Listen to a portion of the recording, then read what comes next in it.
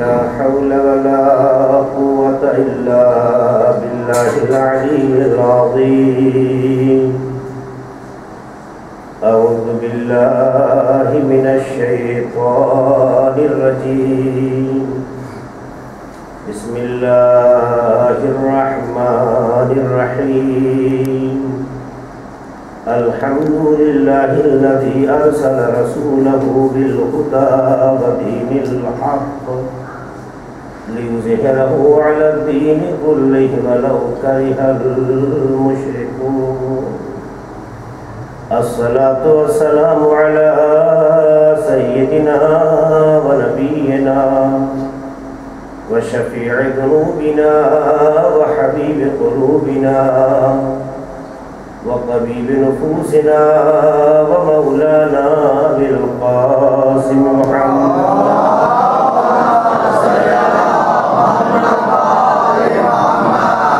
وعلى أهل بيت الطيبين الطاهرين المعصومين المظلومين الذين أذهب الله عنهم الرجس وطهرهم تطهيرا.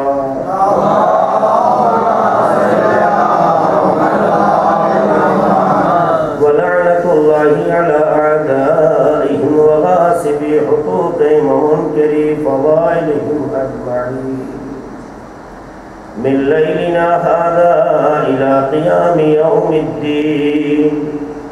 أما بعد فقد قال الله سبحانه تبارك وتعالى في كتابه المبين وهو أصدق القائلين والصادقين وقوله الحق.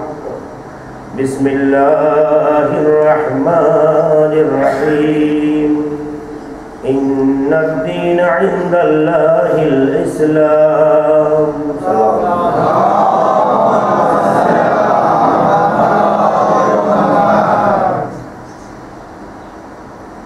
اسی آیت کے سمت میں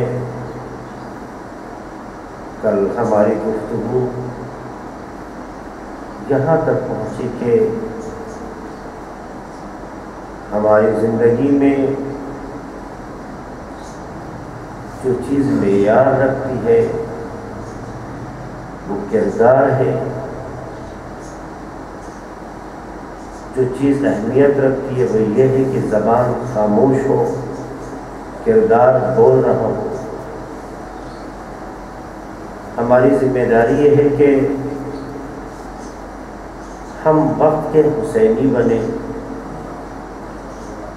ہماری تربیت ولادت کے بعد سے نہیں ہوئی بلکہ ماں کی شکم سے شروع ہوئی.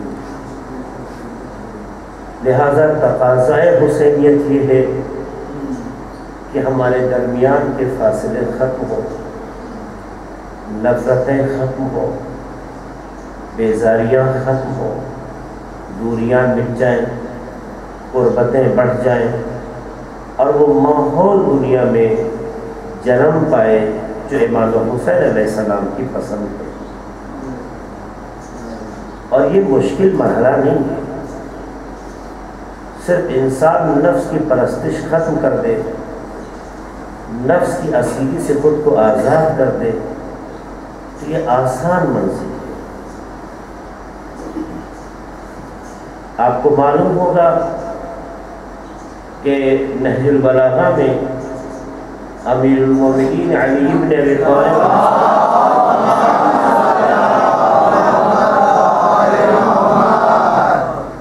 مولا عقل اور نفس کی تقسیم کے حوالے سے مخلوقات خدا کو 3 قسموں میں تقسیم کرتے ہیں. عقل اور نفس کے مرحلے میں اس کو معیار کے مطابق اللہ کی مخلوقات کو 3 قسموں میں تقسیم کرتے ہیں. ایک قسم وہ ہے کہ جسے خدا نے عقل دی ہے پر نفس نہیں دیا. دوسری قسم وہ ہے جسے نفس دیا ہے پر عقل نہیں عطا کیا. تیسری قسم وہ ہے جسے عقل بھی دی اور نفس بھی دیا۔ پہلی قسم جسے پروردگار عالم نے عقل عطا فرمائی ہے پر نفس نہیں دیا ہے، اسے فرشتہ کہتے ہیں۔ فرشتہ اللہ کی وہ مخلوق ہے جس کے پاس صرف عقل ہے، نفس نہیں ہے۔ ظاہر ہے کہ جب نفس نہیں ہے تو بغاوت بھی نہیں ہے، نافرمانی بھی نہیں ہے، شرارت بھی نہیں ہے، گمراہی بھی نہیں ہے، پروردگار کے اشارے کے خلاف جانے کا جذبہ بھی، جو چیز بغاوت میں ابھارتی ہے، جو چیز مخالفت میں ابھارتی ہے، جب وہ چیز ہے ہی نہیں تو پھر انسان یا مخلوق مخالفت کیسے کرے؟ میں مخلوق کی بات کر رہا ہوں، فرشتے کی بات کر رہا ہوں، مخالفت کیسے کرے؟ ہو سکتا ہے آپ پلٹ کے مجھ سے سوال کریں تو مولانا یہ فطرس کا واقعہ کیا ہے؟ فطرس کے واقعے کو معتبر تاریخوں نے لکھا ہے، واقعہ وہی جو آپ جانتے ہیں، لیکن یہ جملہ شاعروں نے اصلاح فرمایا ہے، یہ تاریخ کے اعتبار میں شامل نہیں ہے کہ وہ فرشتہ تھا، کیونکہ فارمولہ نہیں چینج ہو سکتا ہے، یہ مولا بتا رہے ہیں۔ اگر فرشتہ ہے تو نافرمانی نہیں کر سکتا، اور اگر نافرمانی کی ہے تو فرشتہ نہیں ہے۔ اب وہ جن ہو، کوئی دوسری مخلوق ہو، یہ تلاش کرنا آپ کا کام ہے۔ یہ جو پورا جو ہے واقعہ فرشتہ کہہ کے بیان کیا جاتا ہے، یہ شعرا کی کاوش ہے، تاریخ کا حصہ نہیں ہے۔ تاریخ میں واقعہ ضرور ہے، واقعہ مکمل وہی جو آپ سنتے ہیں، صرف آپ کو یہ غور کرنا ہے یا تو مولا علی علیہ السلام کی بات صحیح ہے، اور یا پھر یہ جملہ جو بعض لوگ کہہ دیتے ہیں وہ صحیح ہے۔ مولا کی بات تو غلط نہیں ہو سکتی، تو مجھے اپنے خیالات کی اصلاح کی ضرورت ہے، کیونکہ فرشتہ پروردگار کی وہ مخلوق ہے کہ جس کے پاس نفس ہی نہیں ہے، صرف عقل ہے، تو بغاوت کا تصور نہیں ہے، اس لیے جسے قیام میں رکھا وہ قیام میں ہے، جسے قعود میں رکھا وہ قعود میں ہے، جسے سجدے میں رکھا وہ سجدے میں ہے، جسے رکوع میں رکھا وہ رکوع میں ہے، جسے جہاں حکم دے دیا وہیں چلا گیا۔ وہ تو مخلوق ایسی ہے کہ جو حکم خدا کی تابع ہے، خدا کا ارادہ کیا ہے وہی اس کی تقدیر ہے، اس لیے اس کی مخالفت نہیں ہے، اس کی اپنی کوئی پسند نہیں ہے، پروردگار کی پسند ہی اس کا مقدر ہے۔ اس لیے فرشتہ اللہ کی مخالفت اس لیے نہیں کر پاتا ہے کہ اس کے پاس نفس نہیں ہے جو بغاوت پر ابھار سکے۔ دوسری مخلوق وہ ہے جسے انسان کہتے ہیں، جسے جانور کہتے ہیں، جس کے پاس نفس تو ہے پر عقل نہیں ہے۔ دوسری مخلوق کہ جس کے پاس نفس ہے عقل نہیں ہے، اسے جانور کہتے ہیں۔ ظاہر ہے کہ جب عقل نہیں ہے تو کوئی قانون نہیں ہے، کوئی پابندی نہیں ہے، کوئی اس کے لیے حدود نہیں ہے، اس لیے جانور جس کے کھیت میں چاہے چلا جاتا ہے، جانور جس کے حریم میں داخل ہونا چاہے داخل ہو جاتا ہے، جانور جس کا دروازہ دیکھے گھس جاتا ہے، جس کی دکان دیکھے منہ مار دیتا ہے۔ اس کا مطلب یہ ہے جو بغیر کسی کی اجازت کے اس کے گھر میں داخل ہو جائے،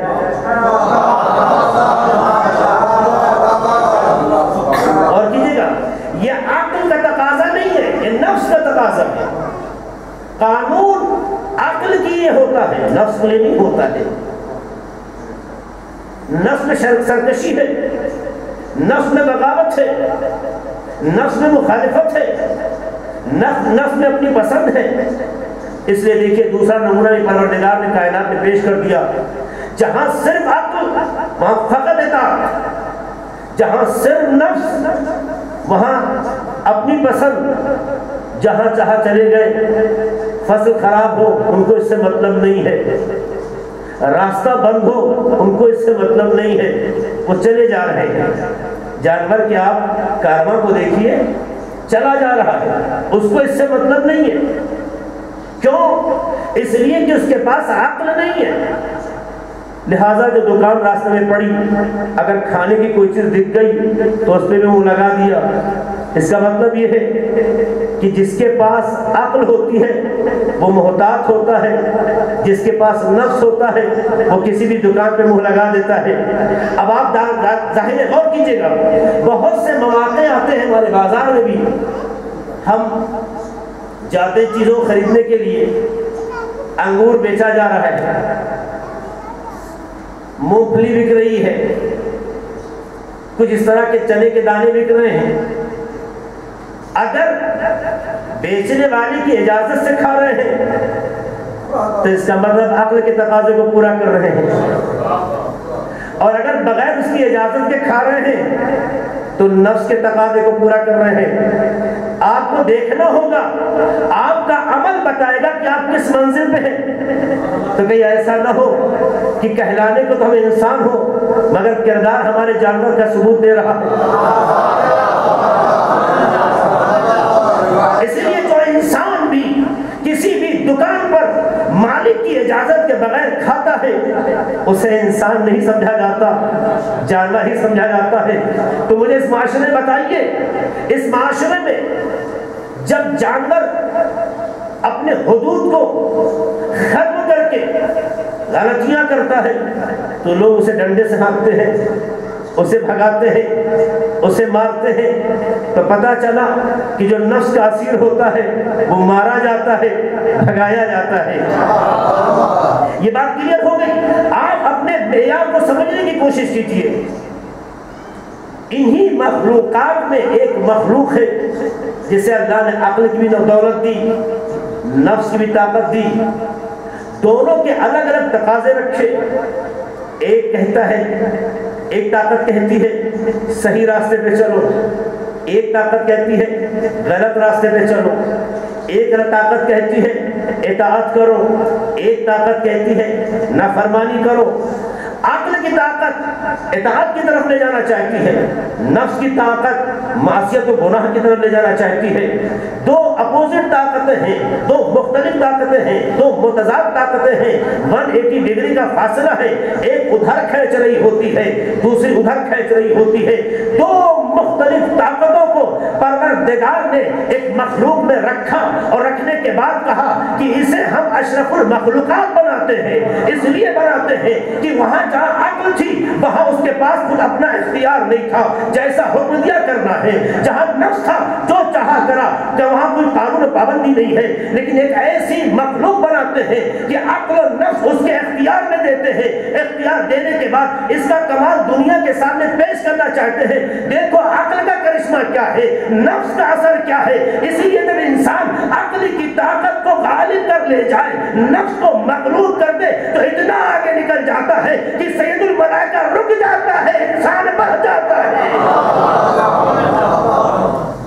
معراج کا واقعہ یاد ہے کیا ہوا؟ پیغمبر آگے بڑھ گئے، سید الملائکہ جبرائیل کیا کہتے ہیں، اس کے آگے ہم بڑھیں گے تو بال پر جل جائیں گے۔ اس کا مطلب ہے کہ فرشتے کو اپنی حد پتہ ہے، لیکن کیوں؟ اس لیے کہ وہ مقام اطاعت میں ہے اور صرف عقل ہے، اس کی آگے بڑھ نہیں سکتا۔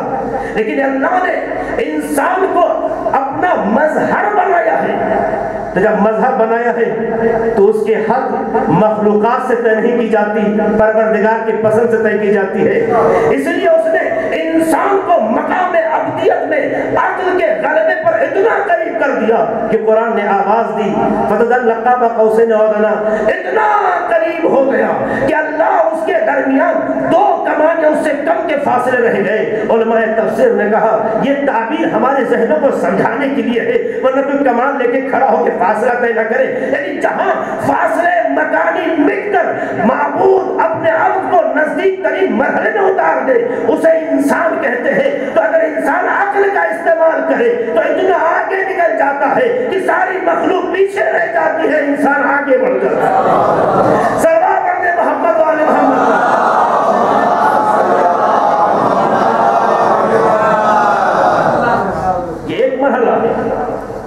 یہ ایک مرحلہ ہے کہ انسان اتنا آگے نکل جاتا ہے، لیکن یہی انسان اگر نفس کا تابع ہو جائے، نفس کا اسیر ہو جائے تو جانتے ہیں کہاں پہنچ جاتا ہے؟ قرآن کی آیت ہے اولئک کالانعام بل ہم اضل۔ اگر انسان عقل کو مغلوب کر دے اور نفس کو غالب کر دے، یعنی نفس کی اطاعت کر لے، نفس کا اسیر بن جائے، تو اللہ کہتا ہے یہ صرف جانور ہی نہیں بلکہ اس سے بدتر ہے۔ قدرت عقل رکھتے ہوئے جب نفس کا اسیر ہو گیا تو یہ صرف جانور نہیں بلکہ اس سے بدتر ہے۔ اب یہ نہ دیکھیے کہ دنیا ہمارے بارے میں فیصلہ کیا کرتی ہے۔ اہل بیت علیہ السلام نے انسان، فرشتے اور جانور ان کے مزاج اور معیار کو بتا دیا۔ اب جب مزاج کو بتا دیا تو مزاج عقل و نفس پہ طے کیا جائے گا، کپڑوں پہ طے نہیں کیا جائے گا۔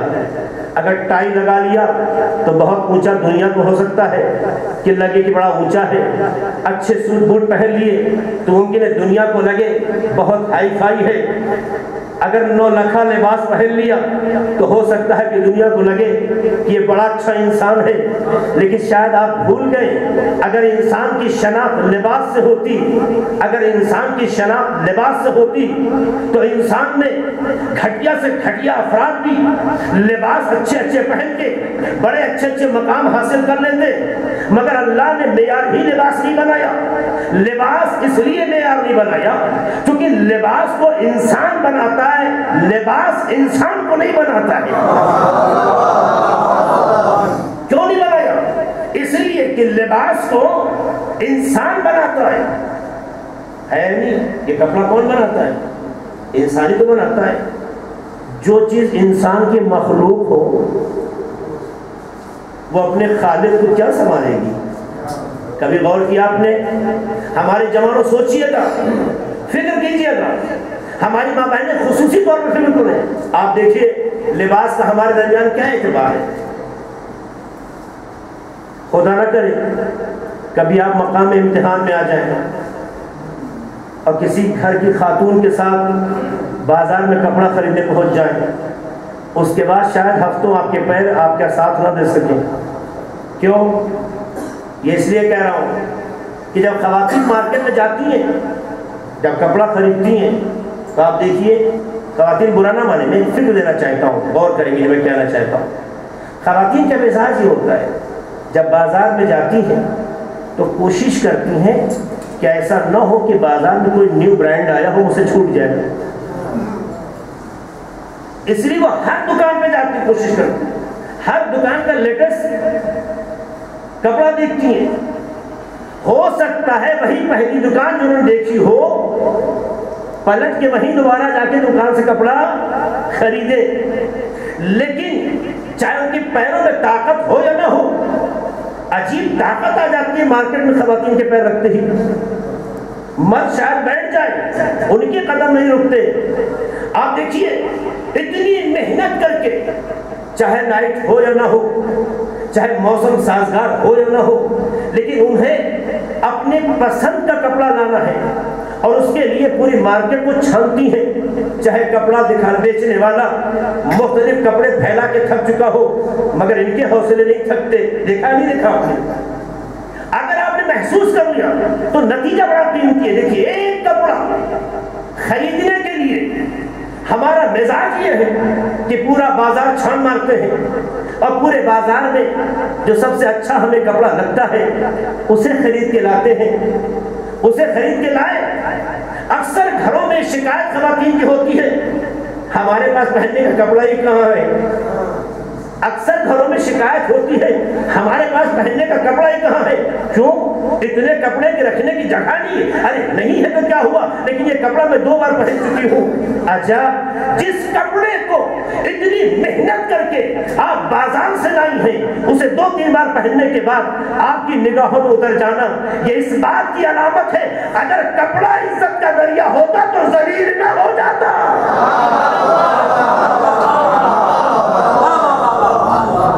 بات کرنا چاہتا ہوں، کتنے اہتمام سے کپڑا خریدا گیا تھا، شاید پیسہ دینے میں وہاں بخل سے کام نہ لیا گیا ہو، یہ کپڑا کیونکہ سب سے اچھا ہے مجھے لینا ہے۔ سوچیے گا زدانوں، میں کہنا چاہتا ہوں اتنی محنت سے کپڑا خریدا گیا، خریدنے کے بعد وہی کپڑا آپ نے بنوایا، وہی کپڑا 2-3 بار پہننے کے بعد آپ کی نگاہوں سے اتر گیا، وہی کپڑا نگاہوں سے اتر کے آپ نہیں پہنیں گے، بھائی پھٹا نہیں ہے، خراب نہیں ہوا، تو کیا ہوا؟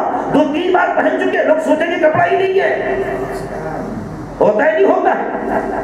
یہ نہ سوچیں کہ صرف میری کہانی ہے، ہر گھر کی یہ کہانی ہے۔ ایک سلوات پڑھتے محمد والے محمد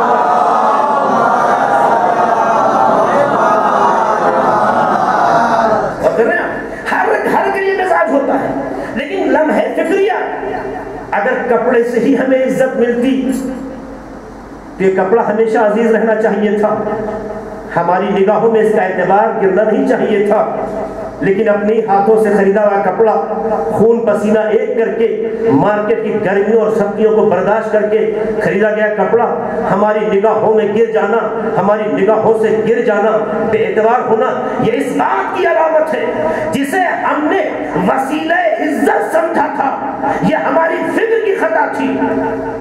کپڑا انسان کو عزت عطا نہیں کرتا، یہ انسان ہے جو کپڑے کو عزت عطا کرتا ہے، یہ انسان ہے جو کپڑے کو عزت عطا کرتا ہے۔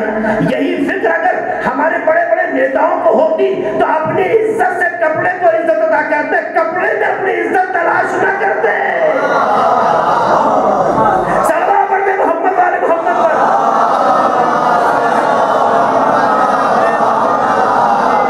اور یہ بات یوں ہی نہیں کہتا ہوں، سراب ہو تاریخ کے ان لمحات پر کہ جن لمحات میں کائنات میں ایسی بھی فرق تھی کہ وہ ایسا لباس پہنتے تھے کہ جس پر پیبند لگا ہوتا تھا، ایسا بھی لباس پہنتے تھے جس پر پیبند لگا ہوتا ہے۔ ہمارے یہاں خروچ پڑ جائے تو لباس ہم ہٹا دیتے ہیں، ایک خروچ پڑ جائے تو لباس ہٹا دیتے ہیں۔ شاید ہمارے گھر کے بچے بہت ناراض ہو جائیں، یہ کیسے خروچ آئی، پہنا ہی کتنی بار تھا، اب ہم پہن کے نکلیں گے کیسے؟ یہ اس وجہ سے خیال پیدا ہوتا ہے کہ ہم نے اپنی عزت کو کے معیار کو کپڑے میں تلاش کیا، چونکہ ہم نے اپنے عزت اسٹیٹس کو کپڑے میں تلاش کیا۔ اگر عزت کپڑے سے ملا کرتی تو تاریخ میں ایسا چہرہ نہ نظر آتا کہ جو پیبند لگا لباس پہنے۔ آپ مجھے بتائیے، ایک سے ایک کائنات میں کپڑا پہننے والے ملے مگر تاریخ میں کسی کپڑے کا تذکرہ نہیں ہوا، لیکن علی علیہ السلام نے جو پیبند لگا کپڑا پہنا آج بھی کائنات میں تذکرہ ہے، جو اس لیے کہ لباس میں علی کو عزت نہیں دی تھی، علی نے لباس پہن کو اسے عزت۔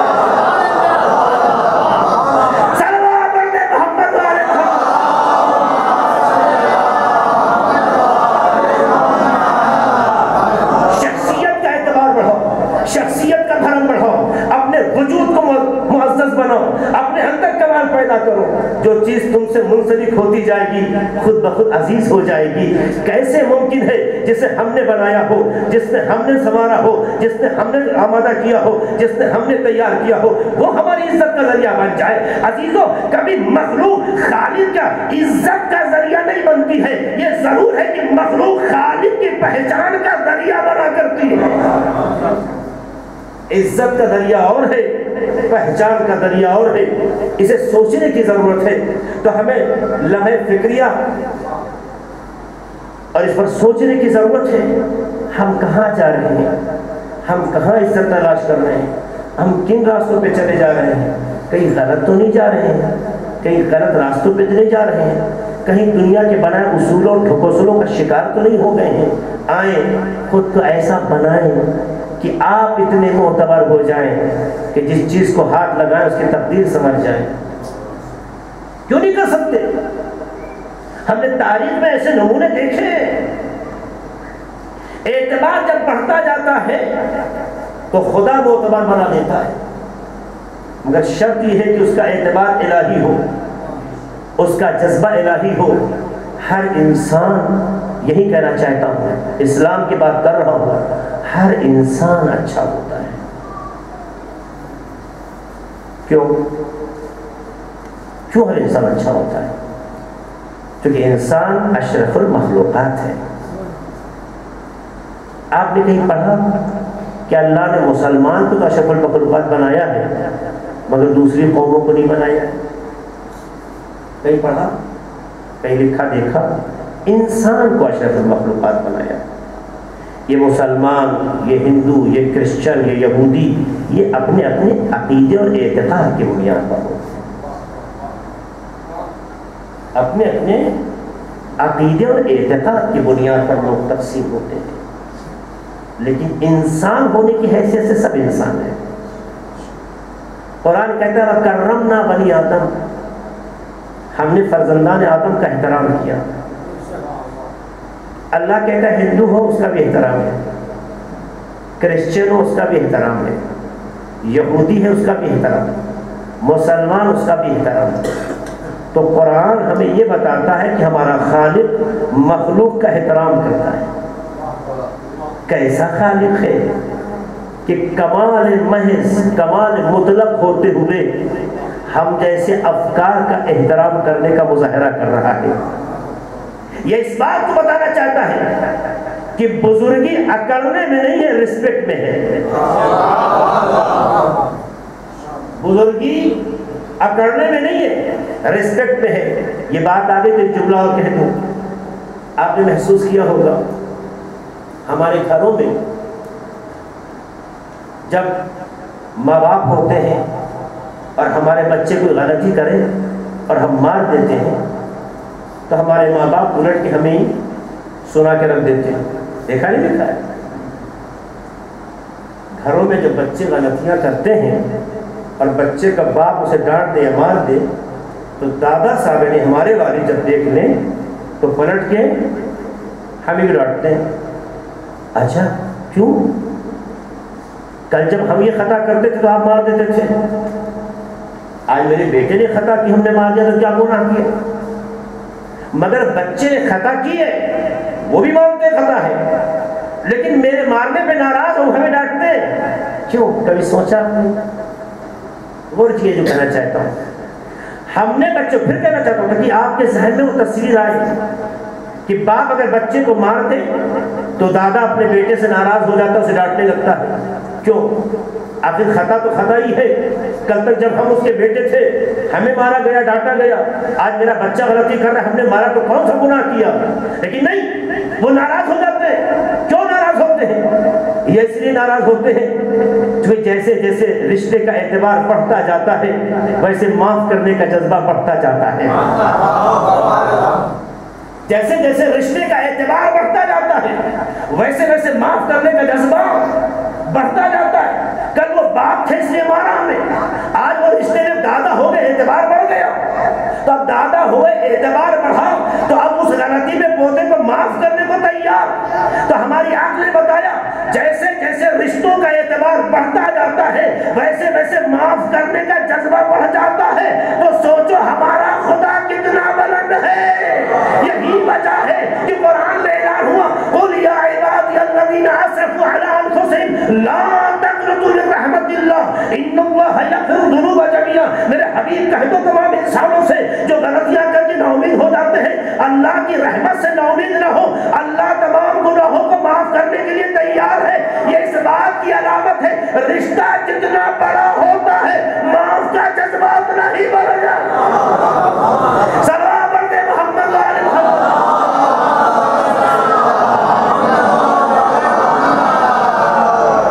اب ہمیں آپ کو سچ کرنا ہے، اگر ہم اپنے رشتے کو بڑا رکھنا چاہتے ہیں تو ہمارا مزاج کیا ہونا چاہیے؟ انتقام رشتوں کا معیار گھٹاتے ہیں، معاف کا جذبہ رشتوں کا معیار بڑھاتے ہیں۔ قیام تو کرنا ہے، اپنے رشتوں کو کس معیار سے پہچاننا چاہتے ہیں؟ میں کوئی دوسری باتیں نہیں کر رہا ہوں، پریکٹیکل باتیں کر رہا ہوں، پریکٹیکلی باتیں کر رہا ہوں جو ہماری اور آپ کے لائف میں محسوس ہوتی ہے۔ آپ دیکھیے دنیا میں کوئی انسان بے خطا نہیں ہوتا، اس لیے اگر آپ بے خطا کو تلاش کریں گے تو تنہا رہ جائیں گے۔ مولا علی علیہ السلام جگہ فرماتے ہیں بے خطا کی تلاش مت کرو ورنہ تنہا رہ جاؤ گے۔ تو غلطی سب سے ہوتی ہے، غلطی ہونا بہت بڑا ایڈمن ہے، غلطیوں کے جاننے کے بعد اس پر باقی رہنا بہت بڑا عیب ہے۔ بے خطا کو آپ تلاش مت کریں، ورنہ ہر انسان اپنے گریبان میں جھانک کے دیکھے تو خود ہی اتنا شرمسار ہو جائے گا کہ سر اٹھا ہی نہیں سکتا۔ اگر انسان اپنے گریبان کو خود جھانک کے دیکھے تو اتنی خطائیں ہیں، اتنی غلطیاں ہیں، اتنی لغزشیں ہیں، اتنی بھول ہیں کہ انسان خود اپنی نگاہوں میں گر جائے گا۔ اس لیے قبل اس کے کہ دوسرے کے عیب پر انگلیاں اٹھاؤ، اپنے عیب کو سنوار لو، کیونکہ اس کے منہ سے اچھا نہیں لگتا جو خود گنہگار ہو۔ کسی کو برا کہنا اس کے منہ سے اچھا نہیں لگتا جو خود گنہگار ہو۔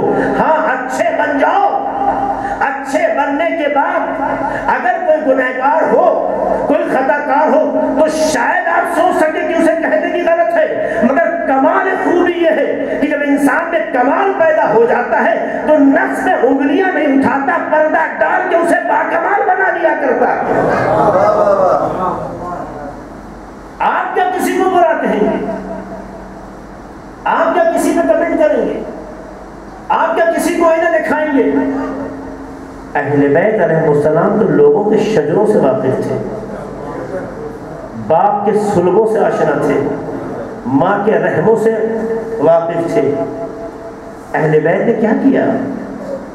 لوگ ان کے حق میں نفرتیں، گالیاں، بدبختیاں، بدعملی کا ثبوت دیتے رہے، لیکن امام جو نسلوں سے آشنا ہے، شجروں سے آشنا ہے، انہوں نے کیا کیا؟ آپ بتائیے، اگر ہمیں کوئی کچھ کہہ دیتا ہے تو ہم بالکل پلٹ کے اگر اس نے ایک گالی دی تو بغیر سانس توڑے ہوئے 10 گالیاں دے بیٹھتے ہیں۔ یہ کیا ہے؟ اس کا مطلب یہ کہ ہم اہل بیت کے راستے پہ نہیں جا رہے ہیں، اپنے نفس کے راستے پہ جا رہے ہیں۔ کیوں؟ اہل بیت تو شجروں سے واقف تھے، خاندان سے واقف تھے، آبا و اجداد سے واقف تھے، وہ چاہتے تو آئینہ دکھا دیتے، مگر لوگوں کی بد کرداری پر اپنے کردار کا پردہ ڈال کے اسے با اعتبار بنا دیا، اسے با اعتبار بنا دیا۔ کیوں؟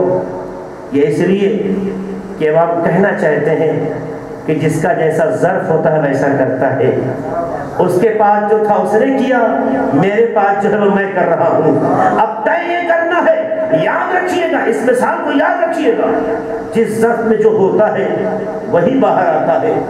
ظرف سے مراد برتن، گلاس آپ رکھ لیجئے، ایک گلاس میں اگر آپ گندا پانی رکھ دیں تو کبھی اس سے اچھا پانی نہیں نکلے گا، گندا ہی پانی آئے گا۔ اگر ایک ظرف میں، ایک گلاس میں اچھا پانی رکھیں تو اچھا ہی پانی آپ کو ملے گا۔ اس کا مطلب یہ ہے کہ جب کسی کی زبان بولتی ہے تو اس کے ظرف کا پتہ دیتی ہے۔ جب زبان بولتی ہے تو ظرف کا پتہ دیتی ہے۔ اب آپ زبان کھولنے سے پہلے سوچئے گا، جب بھی کسی سے بات کیجئے گا زبان کھولنے سے پہلے سوچئے گا، وضاقتہ سوار لینے سے اعتبار نہیں بڑھتا۔ زبان لبکشائی آپ کے معیار کا پتہ دیتی ہے۔ اگر شرافت کی باتیں آئیں تو ظرف کی طہارت کا پتہ چلے گا، اگر خباثت فکر کا مظاہرہ ہوا تو ظرف کے ذلیل ہونے کا پتہ چلے گا۔ لباس پہننے سے ظرف کا معیار طے نہیں ہوتا، یہ زبان کی گفتگو طے کرتی ہے اندر سے اچھا ہے یا برا ہے۔ یہ زبان طے کرتی ہے۔ چھوٹی سی چیز تو ہے لیکن اس کا بڑا اعتبار ہے۔ اس لیے آپ دیکھیے نہج بلاغہ میں ارشاد ہوتا ہے، لسان العاقل فی فی، لسان العاقل فی فی، عاقل کی زبان، معاف کیجیے گا اس جملے پر غور کیجیے گا جو آپ فرماتے ہیں، لسان العاقل برا قلب ولسان الاحمق فی فی۔ امام فرماتے ہیں کہ احمق کی زبان اس کے منہ میں ہے، احمق کی زبان، بے شعور کی زبان، نادان کی زبان، بازاری کی زبان اس کے منہ میں ہے۔ امام فرماتے ہیں حالانکہ سب کی زبان منہ نہیں ہے، لیکن زبان کے استعمال پر یہ اعتبار پیدا ہو رہا ہے۔ اس کی زبان جو احمق ہے اس کے منہ میں ہے، وَلِسَانُ الْعَاقِلِ وَرَاءَ قَلْبِهِ، اور عاقل کی زبان اس کے قلب کے پیچھے ہے۔ کیا مطلب ہے؟ امام کہنا چاہتے ہیں عاقل وہ ہے جو پہلے سوچتا ہے پھر بولتا ہے، احمق وہ ہے کہ پہلے بول جاتا ہے پھر سوچتا ہے۔ احمق وہ ہے جو بول جاتا ہے پھر سوچتا ہے، عاقل پہلے سوچتا ہے پھر بولتا ہے۔ اس کا مطلب یہ ہوتا ہے کہ صرف زبان کو جنبش دینا کمال نہیں ہے، جنبش دینے سے پہلے زبان کو اس دیکھنا کہ ہم کر کیا رہے ہیں یہ بہت ضروری ہے۔ اسی لیے دنیا میں دیکھیے پڑھے لکھے اور جاہل کا اعتبار دو طرح سے ہوتا ہے۔ دنیا میں پڑھے لکھے اور جاہل کا اعتبار دو طرح سے ہوتا ہے۔ ایک وہ جاہل کہلاتا ہے جسے پڑھنا لکھنا نہیں ہوتا، جسے پڑھنا لکھنا نہیں آتا، اسے ہم جاہل کہتے ہیں۔ نہیں پڑھا اس نے، حالات رہے ہو، بدبختی رہی ہو، مزاج رہا ہو، جو بھی صورتحال، ایک آدمی کچھ پڑھا لکھا نہیں، اسے جاہل کہا جاتا ہے۔ اور ایک دوسری جاہل کی قسم بڑی خطرناک ہے، انجینئر ہے، ڈاکٹر ہے، مولانا صاحب ہے، بڑا مولوی ہے، بڑا آرکیٹیکٹ ہے، بہت بڑا انسان ہے، پڑھ کے آیا ہے، نجف سیریا سے ڈگری لی ہے، بہت بڑا عالم دین ہے، ایکسفورڈ یا کسی یونیورسٹی سے جا کر، ایکسفورڈ ہے، دوسری یونیورسٹیاں ہیں، جا کے وہاں سے اس نے ڈگریاں لی ہیں، تو لندن سے پڑھ کے آیا ہے، امریکہ سے پڑھ کے آیا ہے، اتنی بڑی یونیورسٹی پڑھ کے آیا ہے، یہ تو انجینئر ہے، یہ تو ڈاکٹر ہے۔ عزیزوں، ان ڈگریوں سے معمولاً لوگ دھوکہ نہیں کھاتے، اس لیے کہ ہم نے دیکھا ہے کہ چاہے ڈاکٹر ہو، چاہے انجینئر ہو، چاہے عالم ہو، اگر اپنے علم کے معیار سے گر کے گفتگو کرے تو لوگ کہتے ہیں کیا وہ عالم ہے، کیا وہ ڈاکٹر ہے، کیا وہ انجینئر ہے، وہ تو پڑھا لکھا جاہل ہے، پڑھا لکھا جاہل ہے۔ عزیزوں، نہ جان کر جاہل ہونا اور ہے، پڑھا لکھا جاہل ہونا بہت بری بات ہے۔ نہ جاننا عیب ضرور ہے، مگر جان کے بھی جہالت کا ثبوت دینا سب سے بدتر ہے۔ صلوات پڑھیں محمد والے محمد۔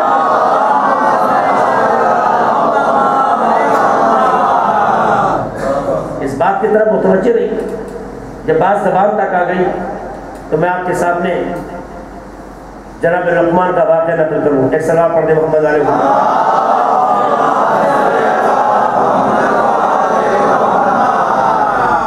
میں تو محسوس کروں شاید وقت نہیں رہ گیا، آج لائٹ لگا دی دکھائی بھی ذرا، یہ آپ لوگوں کو خیرانے سے نہیں لگائی ہے۔ ایک صلوات پڑھ دے محمد علیہ وسلم۔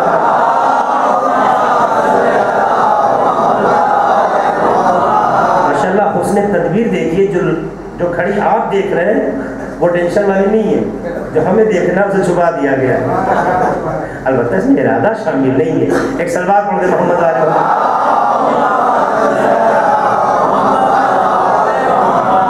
کیوں پروردگار اسلام کو پسند کر رہا ہے؟ دیکھیے کیا فکر اسلام سے مل رہی ہے، کیوں اسلام پسند ہوا ہے۔ ابھی بتاؤں گا کیوں اسلام پسند کیا گیا، آئندہ کی گفتگو۔ آپ اور کیجیے، جناب لقمان کے بارے میں آپ نے سنا ہوگا، لقمان پیغمبر تھے حکیم؟ جی کبھی کبھی آپ بھی بولیں تاکہ ہمیں لگے کہ آپ بھی جگ رہے ہیں انشاءاللہ۔ لقمان پیغمبر نہیں تھے، حکیم تھے، حکیم تھے، بہت سیاہ فام تھے۔ ہماری دنیا میں لوگ گورے و کاروں سے لوگوں کا اعتبار طے کرتے ہیں، بہت سیاہ فام تھے، غلام تھے ایک زمانے میں، غلام ہو کے بھی اس معیار پہ پہنچ گئے کہ خدا ان کی باتوں کو قرآن کی آیت بنا دیتا ہے۔ میرے بھائیوں، میرے عزیزوں، پروردگار کسے معتبر بنا دے اس کا آپ کو اندازہ نہیں ہے۔ خالق خود میں خوبیاں پیدا کرے، بنانے کے لیے موجود ہے، خود میں اچھائیاں پیدا کرے۔ عزت وہ جب عطا کرتا ہے تو کوئی ذلیل نہیں کر سکتا، عزت جب وہ عطا کرتا ہے تو کوئی ذلیل نہیں کر سکتا، اور اگر عزت وہ نہ دے تو کوئی عزیز نہیں بنا سکتا۔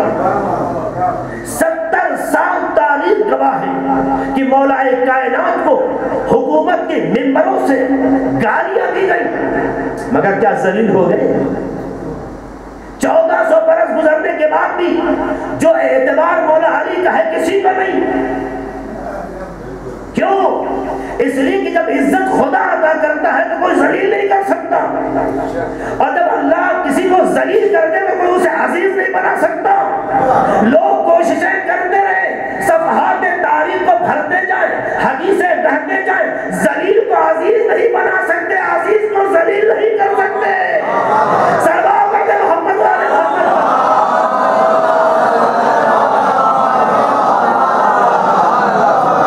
غور کیجیے گا اس بات پر دھیان دیجیے گا, جا کے اسٹڈی کیجیے, پڑھیے, آپ اپنا اعتبار بلند کیجیے اور اپنے اندر خوبی پیدا کیجیے.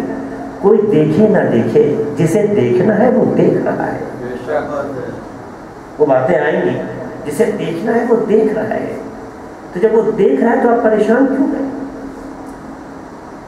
اس کا مطلب ہے کہ دوسرے نہیں دیکھے تو یہ آپ کا عمل دوسرے کے لیے تھا, اس کے لیے نہیں تھا. تو انسان جس کے لیے عمل کرتا ہے اسی سے اجر کا مطالبہ کرے. جو خود بے آبرو ہے وہ کسی کو آبرو کیا دے گا؟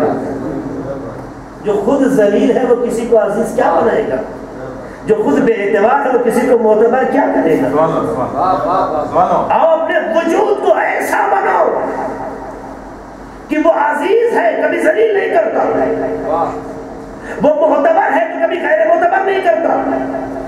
وہ آبروؤں کی حفاظت کرتا ہے. تو اپنے کام کو انسانوں کے لیے نہ کرو, خدا کے لیے کرو. اپنے کاموں کو کچھ بھی کرو, ایک گلاس پانی بھی پلاؤ تو خدا کی خاطر, کسی کو سہارا دو تو خدا کی خاطر. یاد رکھیے, اگر اہل بیت نے فقیر و مسکین و اسیر کو کھانا اپنی پسند کے لیے کھلایا ہوتا تو قرآن کبھی قصیدہ نہ پڑھتا. لیکن جب جملہ کہا نطعمکم لوجہ اللہ, ہم خدا کی خاطر تمہیں دے رہے ہیں, تو جو خدا کی خاطر دیتا ہے نہ کبھی خود فقیر ہوتا ہے نہ یتیم ہوتا ہے.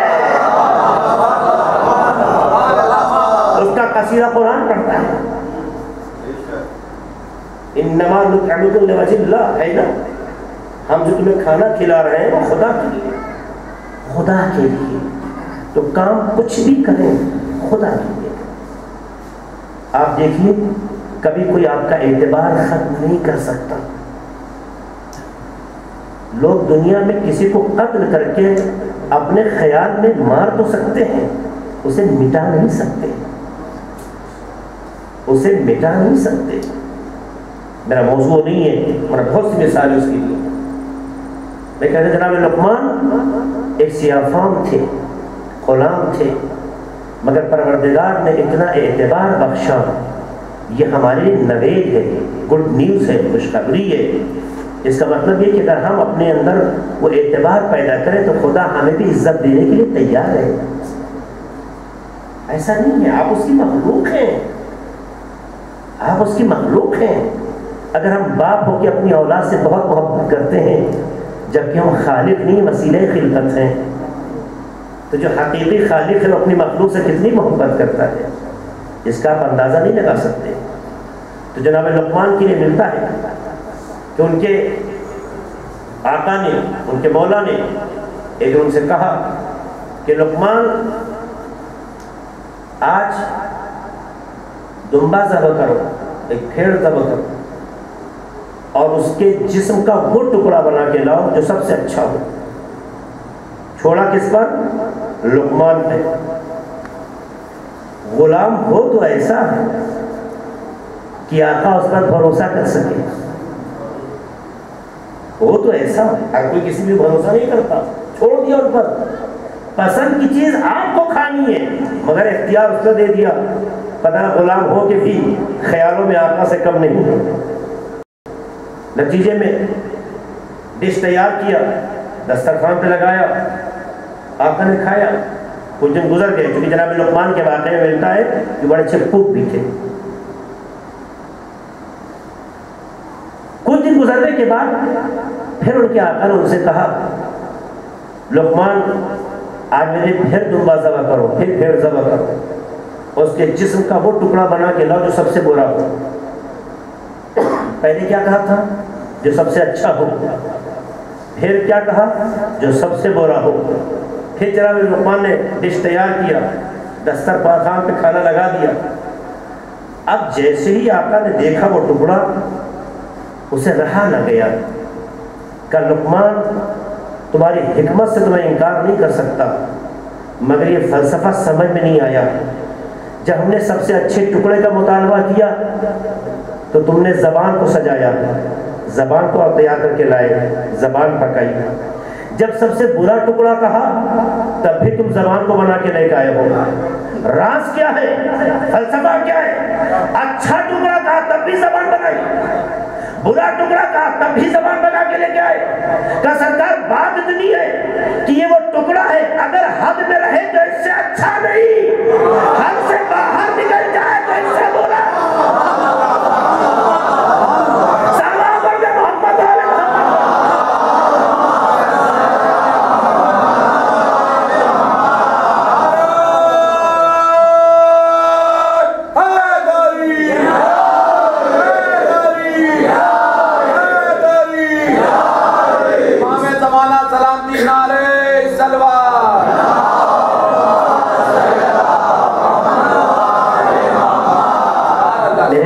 میرے جوانوں، میرے بزرگوں، میں ریکویسٹ کر رہا ہوں، آپ بہت اچھے ہیں. اس لیے اچھے ہیں کہ آپ خدا کی مخلوق ہیں.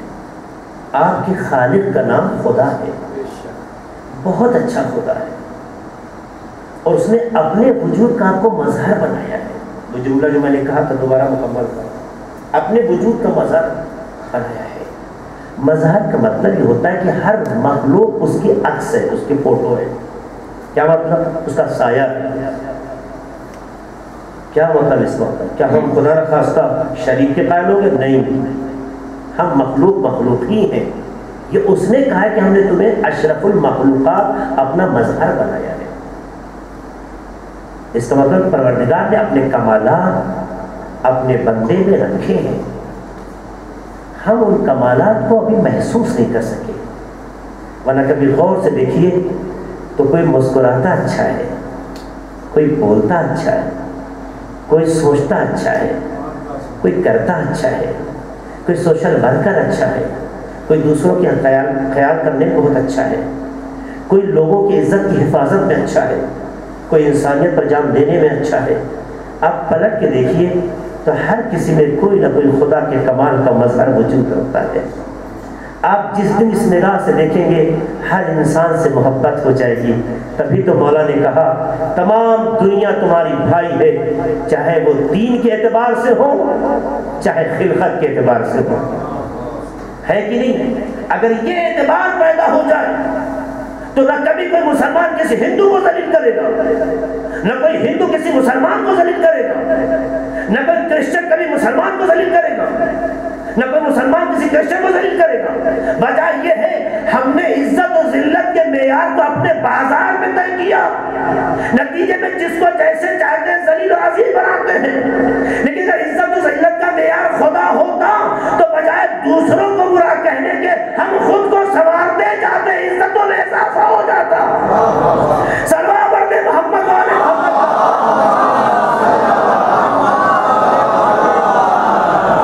امام فرماتے ہیں نا کہ لوگ تمہارے بھائی ہیں، اما اخ لک فی الدین و اما اخ لک فی الخلق.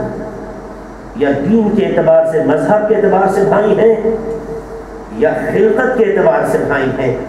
آپ مجھے بتائیے ایسا کوئی مخلوق آپ کو دکھا کہ مسلمان چونکہ تھا اس لیے پروردگار نے کمپلیٹ بنایا ہو اور دوسرا غیر مسلم ہو تو کچھ چھوڑ دیا ہو؟ ایسا دکھا؟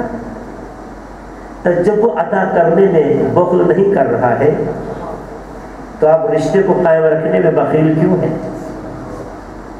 آئیے وہ سماج بنائیں جو فرش ازا کا درس ہے، وہ کلچر ڈیولپ کریں جو فرش ازا کی فکر ہے، وہ معاشرہ قائم کریں جو امام حسین علیہ السلام نے ہمیں عطا کیا ہے. ایسا نہ تھا کہ امام حسین جب مدینے سے نکلے تو چھانٹ رہے تھے یہ مسلمان ہے تو اس کو گائیڈ کرنا ہے، یہ غیر مسلم ہے تو اس کے حال میں چھوڑ دینا ہے. ایسا کچھ نہیں کیا. ایسا گلدستہ کربلا میں تیار کیا کہ جس میں کرسچن بھی آ گیا، بہب قلبی، عثمانی مسلک کا آ گیا، سہیل آیا نہیں ہے، ایسا گلدستہ بنایا جو عالم بشریت کے لیے آئیڈیل قرار پائے۔ اس لیے کربلا کسی ایک قوم یا فرقے کی نہیں ہے، ہر فکر بشر کی ہے۔ انسان کو بیدار تو ہو لینے دو، ہر قوم پکارے گی ہمارے ہیں حسین، یہ صرف نعرہ نہیں ہے، ایک حقیقت ہے۔ تو کربلا اسی لیے ہر دل کے لیے عزیز ہے اور ہر کوئی کربلا سے جڑا ہے، کیونکہ کربلا نے ہر انسان کو خود سے جوڑا ہے، کربلا نے ہر کسی کو خود سے جوڑا ہے۔ اور امام حسین نے جوڑنے کے بعد اپنی روشنی کا ایسا اثر ڈالا ہے کہ کربلا میں ایک وقت ایک حسین نہیں 72 حسین نظر آئے۔ یہ امام حسین کا جاذبہ ہے، یہ امام حسین کی مقبولیت ہے، یہ امام حسین کا اثر ہے۔ تو حسینی بھی وہی ہے کہ جو لوگوں کو اپنے سے قریب لا کر نور حسینی کو اس کے دل و دماغ تک پہنچا دے، اور ایسا اگر کرنے میں کامیاب ہو گیا، رہے ہندو پر حسینی ہو سکتا ہے، رہے کرسچن پر حسینی ہو سکتا ہے۔ اس لیے ہمارے ہندوستان میں حسینی برہمن باقاعدہ ایک مکمل فرقہ موجود ہے، آپ دیکھ سکتے ہیں۔ ایسا نہیں ہے، امام حسین ہر دل کے عزیز ہے، کربلا ہر دل سے وابستہ ہے، صرف کربلا سے خود کو قریب کرنے کی ضرورت ہے۔ کربلا اپنا اثر خود بخود ڈالنے لگتی ہے۔ یہی تو وجہ ہے جو فرش عزا پہ آتا ہے اس کا دل نرم ہو جاتا ہے، اس کے جذبات پاک ہو جاتے ہیں، اس کی فکر سنور جاتی ہے۔ تو کربلا نے انسانیت کو معراج عطا کی ہے، تو فرش عزا نے بھی انسانیت کو کمال تک پہنچایا ہے۔ اور جب ظاہر ہے کہ ایسے لوگوں نے کربلا کو کمال تک پہنچا کے ایک چیز سوچیے گا، دنیا میں لوگ اپنے مذہب کی حفاظت کے لیے دوسروں کا قتل کرتے ہیں، لیکن کربلا والوں نے اپنے مذہب کی حفاظت کے لیے خود کو قربان کر دیا۔ اصل مذہب کی حفاظت میں دوسروں کو نہیں مارا جاتا ہے، ضرورت پڑ جائے تو خود کو قربان کیا جاتا ہے۔ تو ظاہر ہے کہ جب یہ قربانی پیدا ہوتی ہے تو کربلا ہر دل کے لیے عزیز ہو جاتی ہے۔ یہی وجہ ہے کہ کربلا کی یاد میں محرم کا چاند نمودار ہوتے ہی ہم تڑپنے لگتے ہیں، ہم رونے لگتے ہیں۔ کیا وجہ ہے؟ اگر کچھ کسی وجہ سے اہتمام میں کمی ہو جائے تو ہمارا دل تڑپنے لگتا ہے، کیونکہ ہم جانتے ہیں کہ کربلا ہماری زندگی میں کیا اثر رکھتی ہے۔ ہمارے دلوں کی دھڑکنوں کا نام کربلا ہے۔ ظاہر ہے اس کا مطلب ہم زندہ ہیں تو کربلا کی وجہ سے، ہم مرنا چاہتے ہیں تو کربلا ہی کے نام پر، کیونکہ کربلا والوں نے ہمیں درس ایسا دیا ہے۔ آپ دیکھیے امام حسین نے کربلا میں کیا درس دیا، کیا فکر دی امام حسین، کیا جذبہ امام حسین نے کربلا میں پیش کیا۔ اگر آج کی دنیا میں کوئی ہم سے ٹکرا جائے، ہمارے کسی عزیز کو مار دے، تو آپ سوچ سکتے ہیں کہ ہم کیا کرتے ہیں۔ اگر کبھی زندگی میں ایسے صورتحال ہو جائے کہ کوئی ہمارے عزیز کو مار دے تو ہم نہ کوئی اصول دیکھیں گے، نہ ضابطہ دیکھیں گے، نہ قانون دیکھیں گے، پلٹ وار کریں گے اور کسی حد تک گزر جانے کو تیار ہوتے ہیں۔ لیکن کربلا میں امام حسین کا صبر دیکھیے، 13 سال کا بھتیجا اتنی بے رحمی سے شہید کیا گیا کہ کربلا کا پہلا شہید اور آخری شہید جناب قاسم ہے کہ جن کا جسم ان کی زندگی میں پامال ہوا ہے۔ عزادارو سوچ سکتے ہیں کتنا درد ہوتا ہے، آپ محسوس کیجئے تب آپ زیادہ روئیں گے۔ کیا وجہ تھی؟ امام حسین جب جناب قاسم کے جنازے کے پاس پہنچے تو ورثیہ پڑھتے ہیں، اے میرے لال قاسم، اذن علیہ، ہم پر بہت سخت ہے، بہت گرا ہے میرے لال، کہ جب تم تک پہنچے تو کچھ کر نہ سکے، جب تک تم بلاتے رہے میں پہنچ نہ سکا۔ امام کا یہ جملہ آسان نہیں تھا، اس کے پیچھے بہت درد تھا۔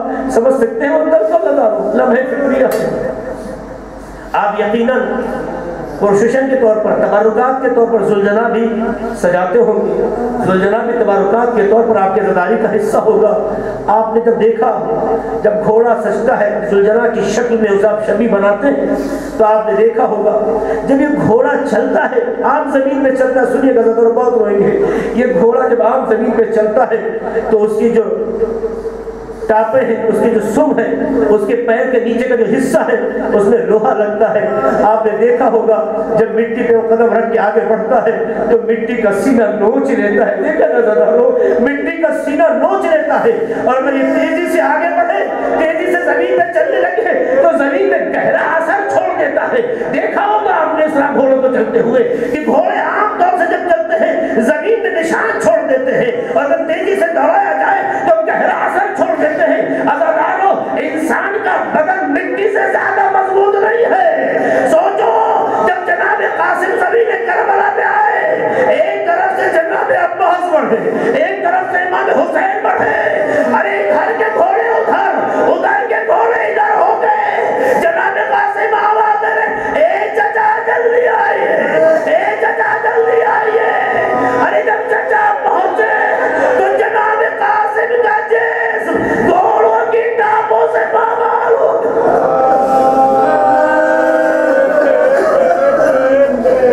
جناب قاسم کا بدن پامال ہو چکا تھا، لیکن اس کے باوجود بھی امام حسین نے صبر کا مظاہرہ کیا۔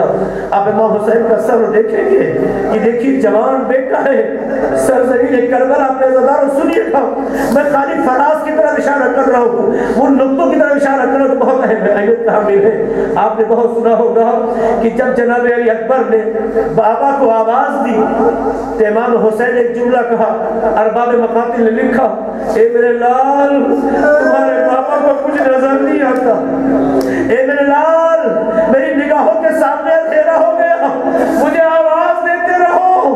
آخر کیا ماجرا تھا؟ کربلا میں کسی بھی شہید کی یا کسی بھی جانثار کی آواز پر امام حسین نے جملہ نہیں کہا، لیکن جب جوان بیٹے نے آواز دی تو امام حسین نے جملہ کہا، میرے لال تمہارے بابا کو کچھ نظر نہیں آتا، تمہیں آواز دیتے رہو۔ آخر امام کی نگاہوں کے سامنے پردہ کیوں آ گیا؟ سنیے گا عزیزانو، اور غور کیجیے گا، بہت روئیں گے، کیا وجہ تھی؟ کیا وجہ اتنی تھی؟ یہ فلسفہ جب سمجھ میں آیا کہ جب امام حسین آگے بڑھتے رہے اور جوان بیٹے تک پہنچ گئے، بدن پہ ہاتھ پھیرنے لگے، دیکھا میرا لال مچل رہا ہے، میرا لال تڑپ رہا ہے، میرا لال تمہارا ہاتھ بار بار تمہارے سینے کی طرف کیوں بڑھا؟ بابا کوئی چیز چھپ رہی ہے۔ سوچئے گا عزیزانو، ایک باپ کی نگاہوں کے سامنے روز عاشور بیٹے کی آواز پر خدا نے پردہ کیوں ڈالا؟ وہ فلسفہ جب سمجھ میں آیا، جب باپ بیٹے کے جنازہ بیٹے کے جسم کے پاس پہنچا اور بیٹے نے کہا بابا سینے میں بہت درد ہو رہا ہے، ہاتھ آگے بڑھایا، ہاتھ کے بڑھاتے ہی دیکھا کہ یہ تو نیزے کی ہڈی ہے جو علی اکبر کے کلیجے میں چھپی ہوئی ہے۔ اب باپ ہے، اس نیزے کی ہڈی کو نکالنا چاہتا ہے۔ خدایا تیری حکمت کا سلام۔ جب جناب ابراہیم نے اسماعیل کو لٹایا تھا تو بیٹے نے باپ سے کہا تھا بابا پٹی باندھ لیجئے، کہیں قربانی میں آپ کا ہاتھ لفظش میں نہ آ جائے، مگر سلام حسین کی قربانی پر یہاں خدا نے نگاہوں کے سامنے ایک حجاب ڈال دیا۔ وہ فلسفہ جب سمجھ میں آیا، جب لوگوں کے نیزہ آدھے سے کیا نہیں سینے سے باہر نکالی تو صرف لوگوں کے نیزے کی ہڈی باہر نہیں آئی، علی اکبر کا کلیجہ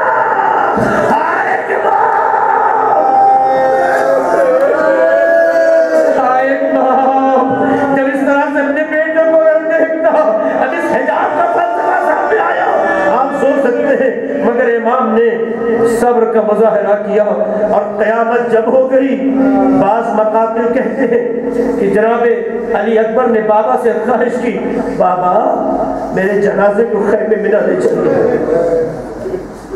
بعض ارباب مقاتل لکھتے ہیں کہ جناب علی اکبر نے بابا سے کہا، بابا میرے جنازے کو خیمے میں نہ لے جائیے گا، چونکہ یہ جوان بیٹا جانتا تھا کہ خیمے میں بیویوں کا کیا حال ہوگا۔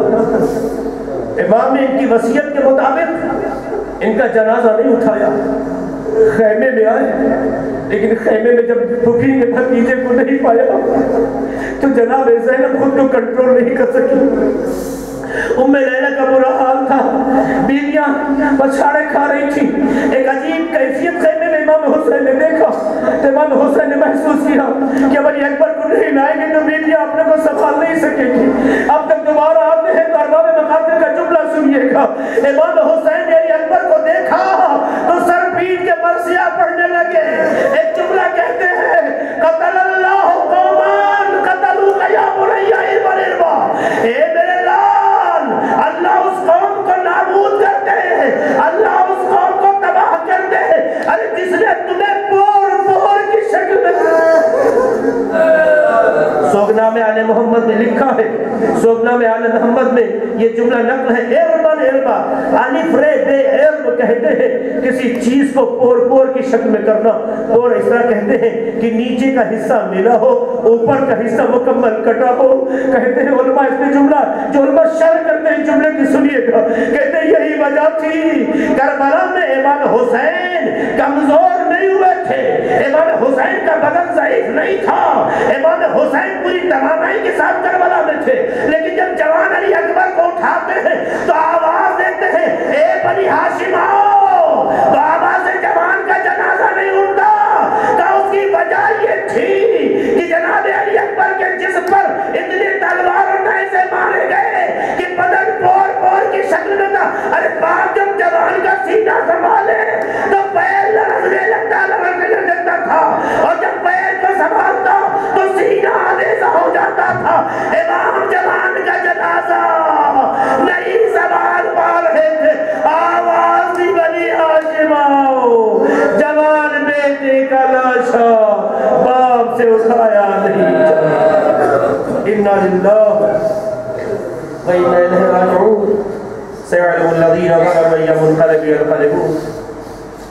خدا ہمارے مختصر قبول فرما، خدا ہمارے گناہوں کو بخش دے، خدا ہم سب کو دیندار بنا، خدا ہم سب کو دین کے راستے سے جینے اور بننے کی توفیق عطا فرما، خدا ہمارے رشتوں میں محبت کو قائم رکھ، خدا ہماری نفرتوں کو محبتوں میں بدل دے، خدا ہمارے فاصلوں کو مٹا دے، خدا ہمارے بزرگوں کا سایہ ہمارے سروں پہ قائم رکھ، خدا جو ہمارے درمیان سے گزر گئے ہیں ان کو جان رحمت و مغفرت سے چکا عطا فرما۔ خدا تجھے واسطہ ہے خدا نے محمد کا، دنیا میں جہاں بھی تیرے حسین کے عزادار ہیں ان کے توفیقات میں اضافہ فرما۔ خدا تجھے واسطہ ہے خدا نے محمد کا، جو بھی جن بھی بیماریوں سے دوچار ہیں انہیں شفاء کامل عاجل عطا فرما۔ خدا کورونا جیسی مہاماری بیماری سے بشریت کو نجات عطا فرما۔ خدا ہمارے وطن عزیز ہندوستان میں امن و امان قائم کر، خدا پرچم جمہوریہ اسلامی ایران کو سربلندی عطا فرما۔ خدا تجھے واسطہ خدا محمد کا امام زمانہ کے ظہور میں تعجیل فرما، ہم سب کو ان کے اعوان اور انصار میں شمار فرما۔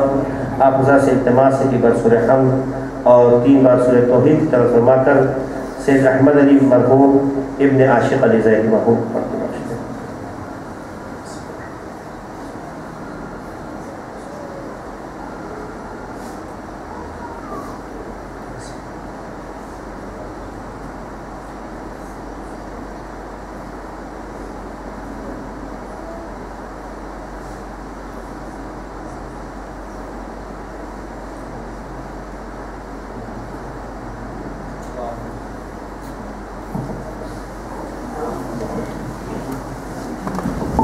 Yeah.